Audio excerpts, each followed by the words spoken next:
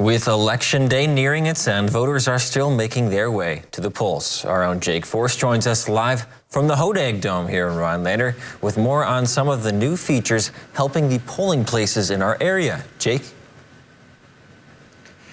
Dan, voters are still steadily making their way into the polls here at the Hodag Dome to cast their ballot and make their voices heard. And this year, our polling places are operating with a new registration system that was designed by the Wisconsin Elections Commission about 5 years ago, and it's called the Badger Books.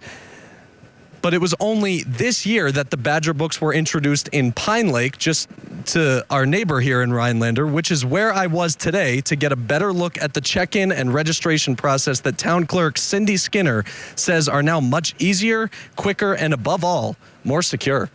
E-books are not connected to the internet at all.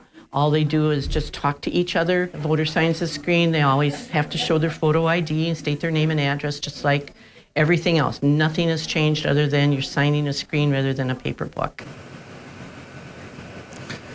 There was also a small mishap with one of the voting machines in Pine Lake today as a paper jam delayed some ballots from immediately going through. But Skinner said the ballots are placed in a safe lockbox on the back of the machine, and when the machine is fixed, the ballots can then be run through it. It would be no different than if you were doing a paper ballot and everybody was hand counting them. They don't go into a machine.